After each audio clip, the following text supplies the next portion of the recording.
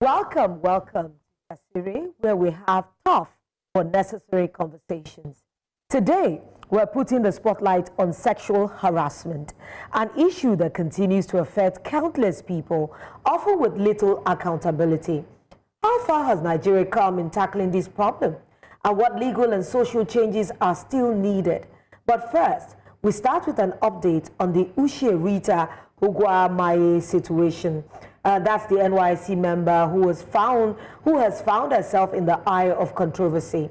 One of her lawyers, Justice Ojeino, who accompanied her to NYC office in Etiosa local government area on Monday, is with us in the studio to give us the latest. So we're going to say a big welcome to Mr. Ojeino.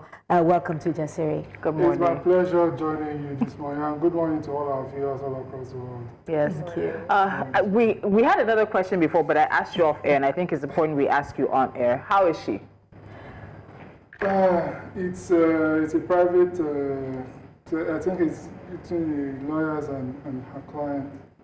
I think we should just restrict it to that confidential part. But no, we don't want to know where she is. We want to know where she is. Yes. Yeah, and that's actually the space that I'm talking about. Really? I think we should just okay. We should just be lull on that. So it actually is very sad that it has come to this. A citizen speaks up, and now her emotions, everything, have to be guided by legal processes. I'm sure she never would have seen this coming, and it's unfortunate because they've pushed Nigerians to a point where the government either ignores you or they respond to you or they threaten you. So my question is, I mean, this has obviously taken a life of its own. We did not see that it was going to spiral this much. We saw videos making the round of you and a couple of other persons that went with her to the NYC. What happened when you got there, and has there been any information from them as to why she was summoned? Okay, when we got there, of course, we got there at about past 10. The meeting was supposed to be for 10, according to them, but for some logistical issues. So we got there slightly late. When we got there, we asked after the LGI coordinator, and they told us that she was here to report to the office. Yet she was the one that actually gave the appointment time. We observed that calls were being put through to her. Text messages were being, while we were there, because we could hear the wordings in the background. Maybe they thought that some of us didn't understand alternative languages in Lagos State. So communications were being made to her, and I think that it became obvious that she would not be able to stand the public pressure firepower that was potentially going to be the fallout immediately. So the young lady put a call through to her in public, and her response to the young lady was that we should make the meeting a subsequent one, that it will be the next time for the meeting will be communicated to her. Really? So yes. So okay. that was how we left off yesterday. Okay, so on Monday when we discussed this at the beginning of the show, we took some parts of the NYC bylaws that have been making the rounds in relation to this situation. There's a part about not being rude to constituted authority or not taking part in partisan politics, as well as not addressing the press on any policy issue without prior written consent from the state coordinator. Because there are a lot of people who say that as a core member serving at the pleasure of the Nigerian government, that she's not entitled to speak on an issue such as she did. Do any of these look like what could be used against her to stop her from having an opinion as a Nigerian? Okay, as much as possible too, one of the things that we as our legal team decided was we'll hold back as much as possible from speculations. We wanted, one of our major missions yesterday was to get them to put it in writing, whatever it is that they are accusing her of, so that we'll be able to have something finite to be able to work with and respond to. So, and they truncated that process yesterday. So till now, till this moment that I speak to you, there is nothing formal that is against her. So we don't even know whether they are accusing her of everything that has made the public court of law or not. It's because they can choose not to press charges or not to proceed. And if they don't proceed, it means that they are working in futility. So that is some of the, in a manner of speaking, traps that we are presently setting for them. So as for the bylaws, now that as it stands, our client has not been charged with anything. So if we say that we want to be analyzing the applicability of the bylaws in court, we usually say that's academic. And the court will usually say that they don't comment on academic issues. But for the purpose of academics, the bylaws, so long as we are concerned, as some people who have been advising Nigerians so at large, it cannot take the place, or it cannot rise to the level of the protections that are guaranteed in the Constitution. By the Constitution. Section 39 of our Constitution to be precise.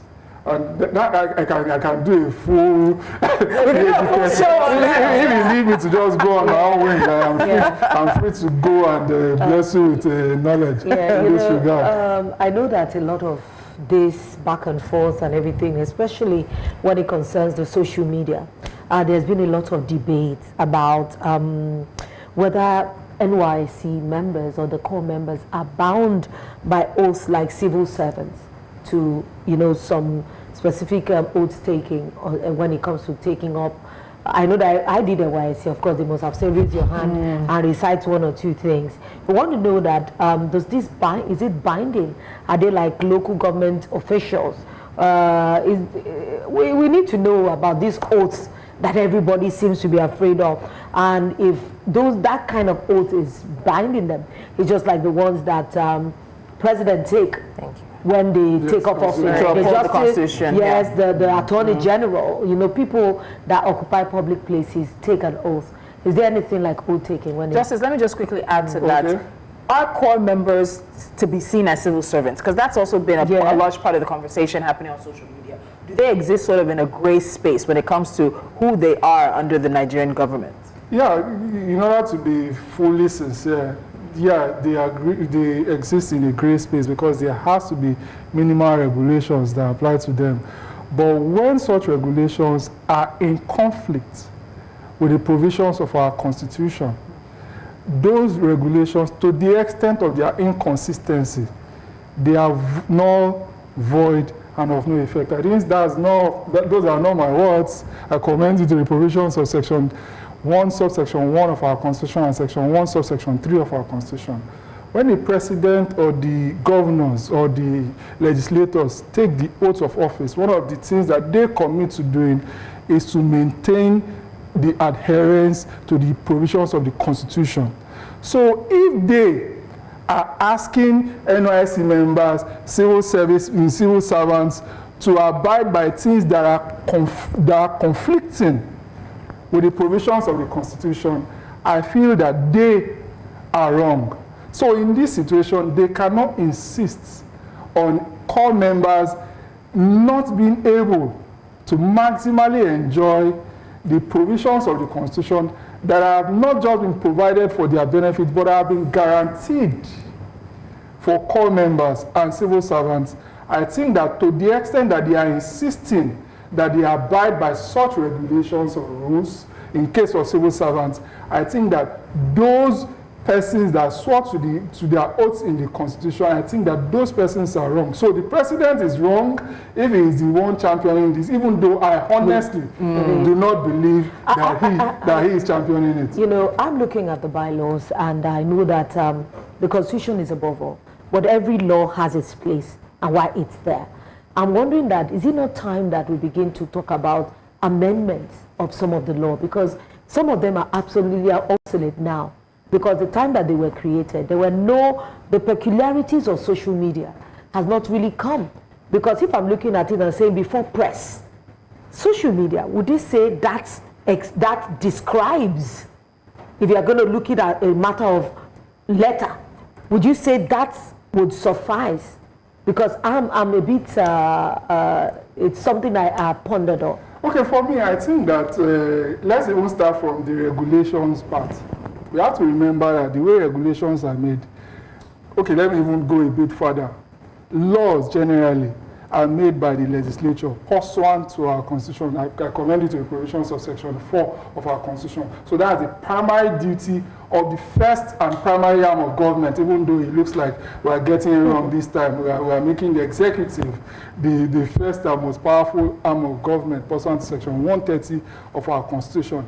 If the legislators don't make the law, there is nothing for the executives to execute. Yeah. So our bylaws are made pursuant to the small lacuna, little lacuna given to the executive to make such laws. So I feel that it is because of the incompetence, general incompetence of the executive arm of government in lawmaking, and the fact that they don't have the paraphernalia, the legal aid or this person, legislative aid, or this person that assists the legislators to make laws, despite the fact that despite that our legislators say make laws that are funny sometimes, despite the fact that they have all the resources. So we understand if they are making these kind of bad regulations. But now stepping it up a bit, we have an Attorney General in place now who has decided to give us what we call, it's probably going to be Laws of the Federation of Nigeria 2025 or 2026, depending on when the people that have been constituted into the present Law Reform Commission, when they revamp all the present laws that we have. For example, some of them, they have to make recommendations to the legislators to delete some sections of the law because the law reform pursuant to the case of, I think, I forgot, I don't have that case handy now. If I get it, I'll give it to you. Pursuant to that, Lufthansa, Shodipo and Lufthansa Airlines or something like that, that's the title of that case that states that people in law reform, the fact that a particular law is left out of law reform does not mean that it is no longer our law, because it is the legislators that actually have the power to amend law. So with the constituted law reforms commission by the present Attorney General, we expect, I hope and pray, that some of the laws that are antiquated and are detrimental to the present running of a good government. Democratic.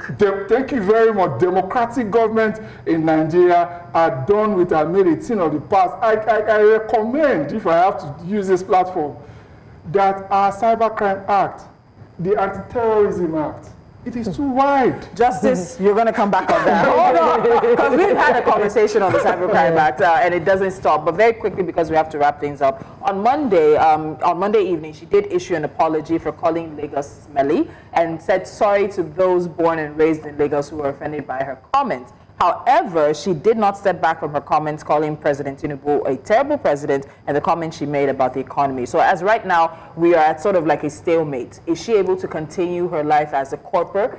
Is she able to continue with her primary assignments? Where at this point, you guys are just now waiting to hear back from NYSC. Just very briefly in about a minute. Okay, we pray that she's able to have her normal life, because what happened to her was a tsunami of... Is she still getting phone calls? Continue. Sorry. It's all right. Continue. You've answered without answering, but it's fine. Continue. So a lot has happened to upend her normal life as she used to know it. We just pray that she's able to take it in strides and be able to move from glory to glory. It doesn't turn out to be something that will negatively haunt her. That's our prayer. Have you heard about the father and what happened to the father? Yes. She's from Cross River, I believe. Yes, about his farm. Yeah, his farm, and the fact that he also, Nigeria happened to him to as his well. father, unfortunately. Right. Thank you so much, Justice Ojena, for sharing updates regarding the Ushe Rita Uguamaye. We'll definitely be in touch with you. We will definitely put you back on that seat, but we look forward to having her on the show very, very soon. But now up next on Jasiri, legal practitioner Laborious Oshoma will be joining us to look at the legal realities of sexual harassment in Nigeria. Are the laws strong enough? Are they being enforced effectively? And what legal reforms are needed to protect victims and hold perpetrators accountable? We will continue with all that interesting discussion after the break. Do stay with us.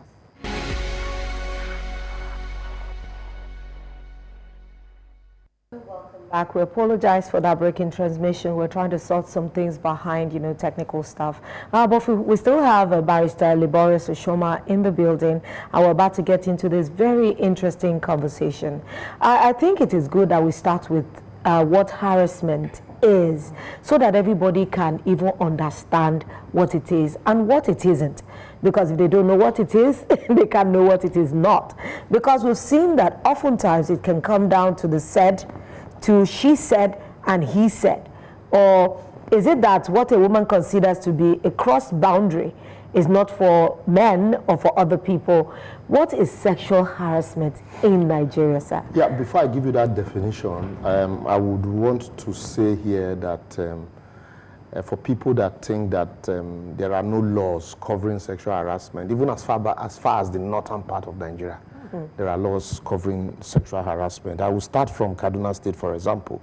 The Penal Code in Kaduna, Laws of Kaduna 2017, Section 262 subsection 1 defines sexual harassment as unwelcome sexual advances, requests for sexual favor, and other visual, verbal, or physical conduct of sexual nature, which when submitted or rejected, implicitly or explicitly affect a person's employment or educational opportunity, or reasonable interferes with the person's work or educational performance, implicitly or explicitly suggesting that submission or rejection of the conduct will be a factor in either academic, employment decision, or creating and intimidating hostile, unoffensive earning or working environment. It goes on. And then if you now come to Lagos State criminal law, section 264 subsection 1, any person who sexually harasses another commits a felony and is liable upon conviction for imprisonment of 3 years. And defines sexual harassment as unwelcome sexual advances, requests for sexual favor, and other visual, verbal, and physical conduct of a sexual nature. And then if you now go to Ekiti State, in Lagos State also, they still have, sexual and gender-based violence laws. Yes. And then if you go to Ekiti State, there's prohibition against domestic violence law. There's a gender-based violence law also in Ekiti, 2015 and amended 2019. And then also the National Assembly itself recently passed the sexual harassment bill, but has not been assented to. And that bill strictly was meant for sexual harassment in tertiary institutions, which the ASU lecturers also vehemently opposed, that it was discriminatory. It was targeting them. It was targeted at the lecturer, and the definitions in that bill was restricted to just, the lecturers, and, that to them sexual harassment was a two-way thing. And eventually there were amendments, but that bill till date had not been assented to. So, but in practice, really, because of how, I remember, Tolu, I want to take your mind back when you were on radio. You had this discussion and where you talked about sexualizing beauty, and that people see sex as beauty, and so they say you look sexy. And I don't know if you can remember that conversation. And then this idea of, objectifying women. Yeah. So in a society, you look at music videos, for example, you see the guys wearing jackets. They're fully clothed. Fully clothed, and then, you objectify the women with pants and bra and, all of that. And, so all of the society we live in today, with the cultural practices also, you find that it now becomes a very difficult topic to discuss, where we also talk about relationships and jokes. And transactional relationships. Where everybody, a lot of people believe, just recently, they said Lagos State men spent about 644 billion naira in 2024 on sexual transactional relationship. And when I look at the statistics and the figures, Initially, I said, oh, this is unbelievable. Come on, how did they arrive at this? But when I look at the statistics and how they arrive at that, and then I put 1 and 2 together, I said, by the time you add the Lambo, exactly. by the time you add the Lambo and you add the and you add the stars and all of those things, you know, we'll be talking about trillions. And I once told somebody, it's an economy. Yes, it's a big economy. Thriving industry. And I once told somebody, I said, look, the budget for sex in Nigeria is much more than the national budget. Honestly. So that is why this topic most times, you know, become a very difficult one, especially also in some cases where there are relationships.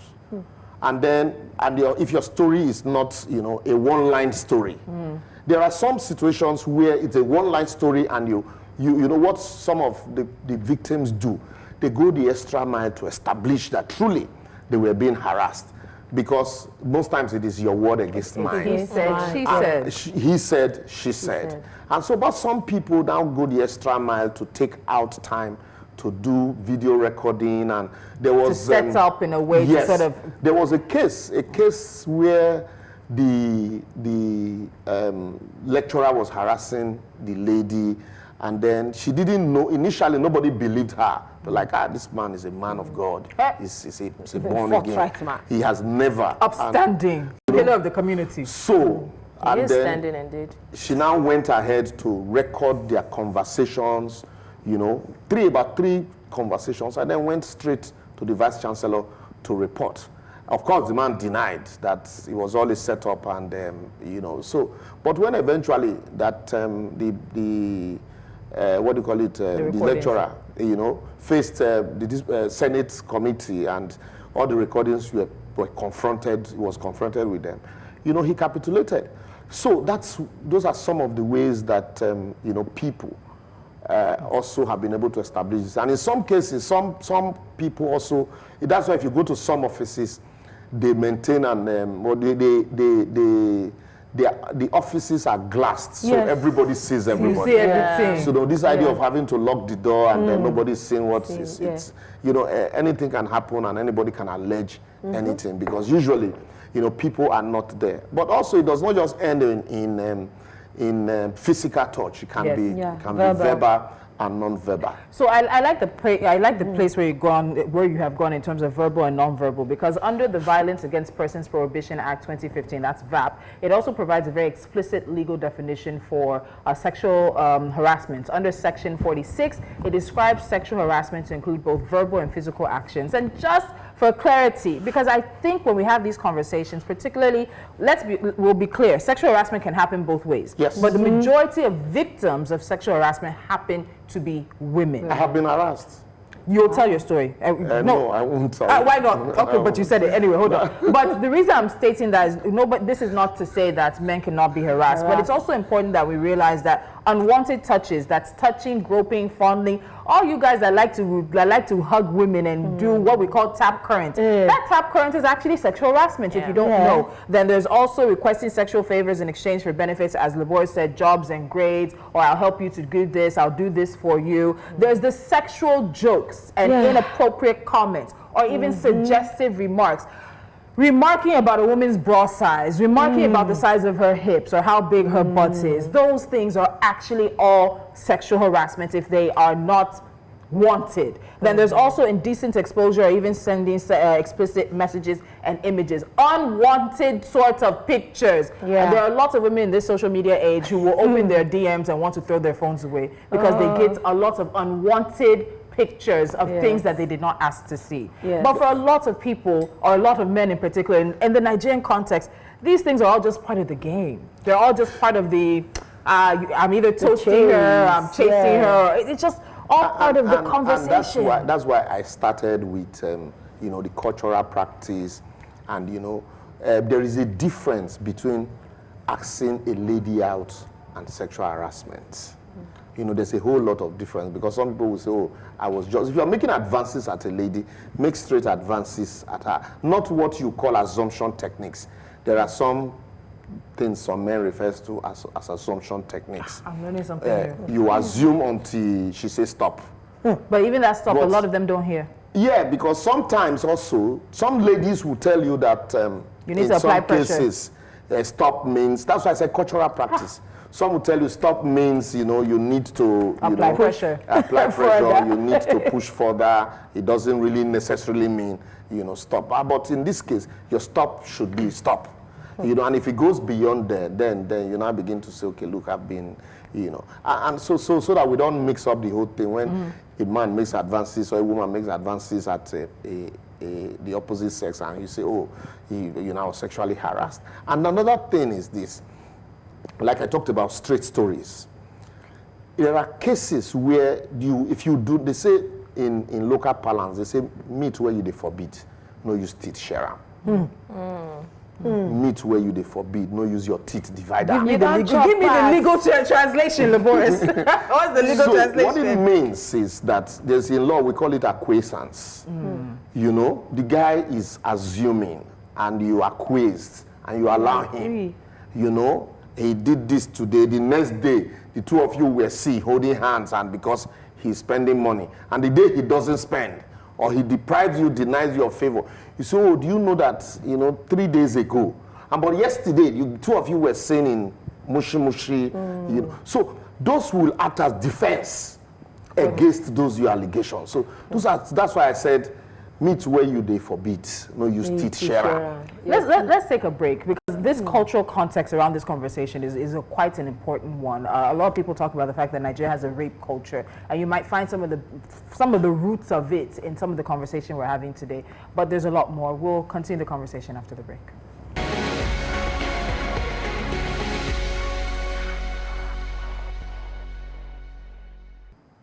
Thanks for staying with us. It's still Jasiri, and we're still talking on sexual harassment. Apparently, it's more than what you think it is. And we still have our guest, a legal practitioner, Liboros Oshoma. Liboros, thank you for still being here.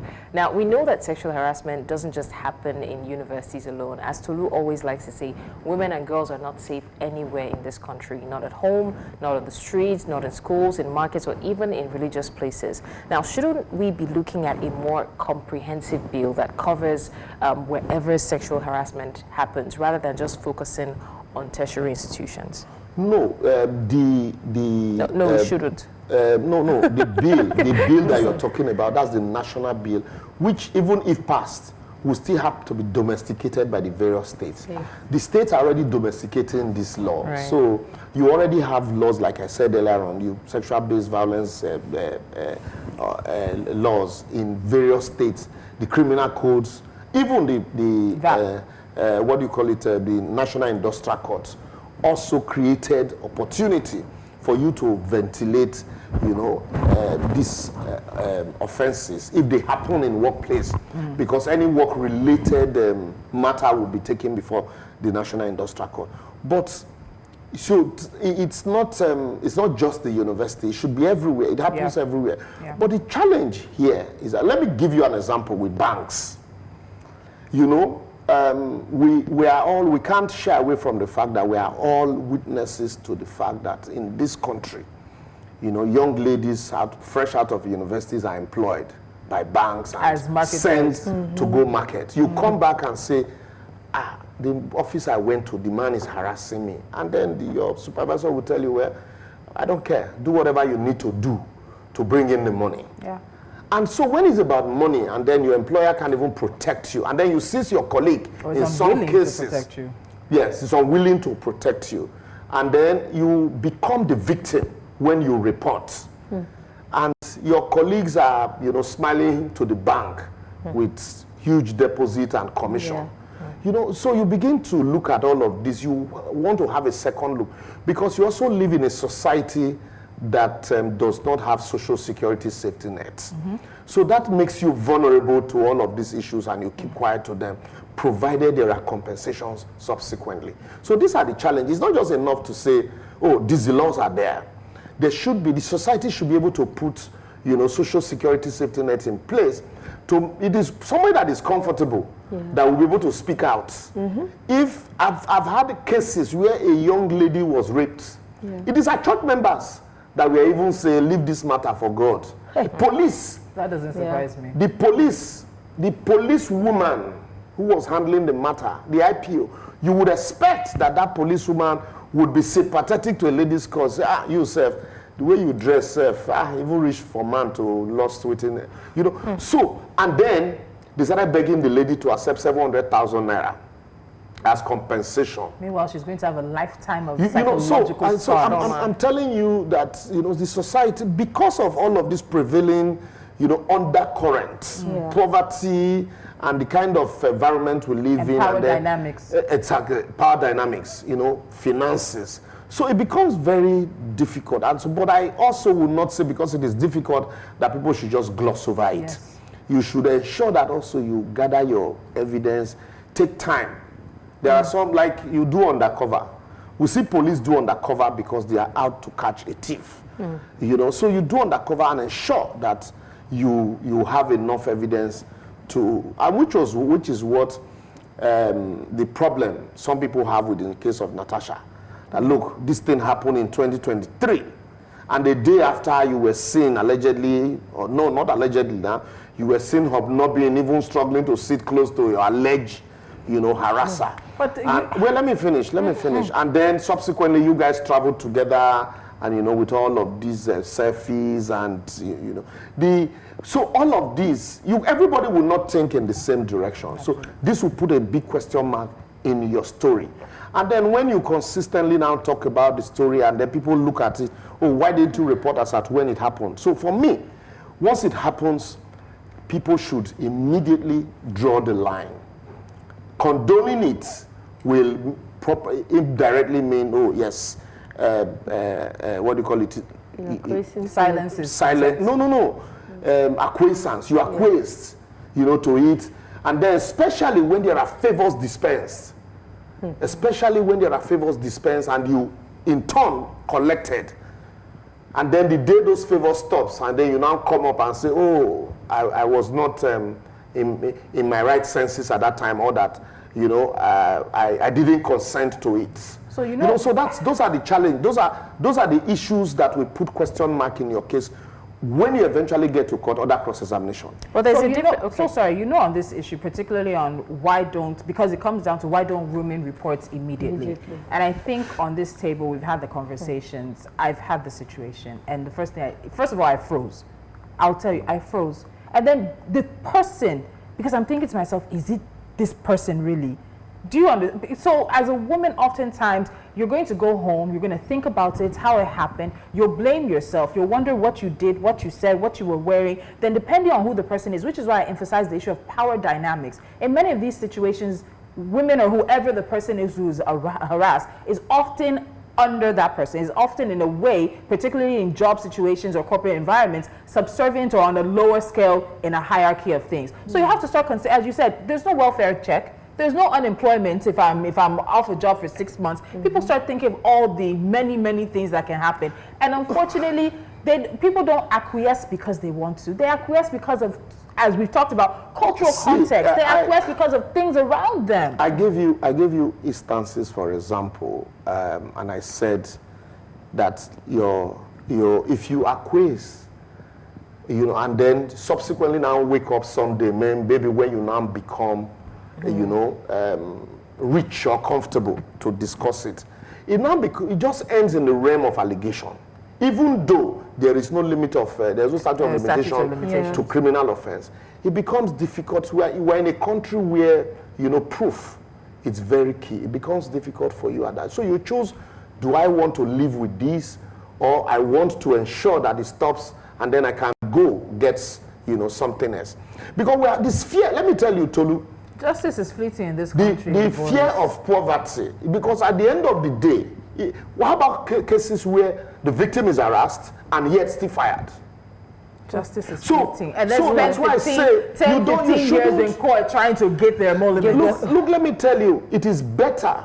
It is better, we say justice delayed is justice denied. But it is better for you to stand tall and write your name in gold in the sand of time than acquiesce, and then only for you to cry when nobody, or when a lot of people would put question in your story. I've always, like when my kids were in secondary school, and I told them point blank, anybody bullies you, bully them back, and let the school call me. You don't ever condone bullying. Let us as parents now come and let's begin to talk, parents to school and school to parents. But the moment you condone it today, because of poverty, you condone it tomorrow, you subsequently condone it, and then the day you eventually wake up, people are going to begin to put question mark. You look stupid. So that is why it shouldn't be condoned in the first place at all. I give you an instance. I have situations, somebody who was above me, who financially was a client and can, like this, make me. And he now says, meet me in a hotel. Let's discuss, because I need you to go with me I need to go sign one transaction out of Nigeria, and I want you to go with me, but let's meet at first it was Chicken Republic in Elukpeju. We met. The discussion was not too, I wasn't comfortable with it. It wasn't too professional. Yes, it wasn't too professional. D-law, those kind of, so. That's suggested remark, joking starts coming in. Immediately, I just, what your wife would call dapada. When she now subsequently said, meet me at so place, I said I was busy. I was going to court, even though I was at home sleeping. No money in my pocket. Because I thought about so many things. If anything happened, nobody will believe that I'm the one being harassed. So again, this was long ago, not even now that everybody's talking about it. But you know that sometimes the situation is not always, plain blank. There's some people, for example, it starts with WhatsApp comments. Oh, you look nice today. Oh, this one tomorrow. Okay, let me give you have a nice shape. Just yesterday. We're not done with this conversation. We'll be right back. Stay with us.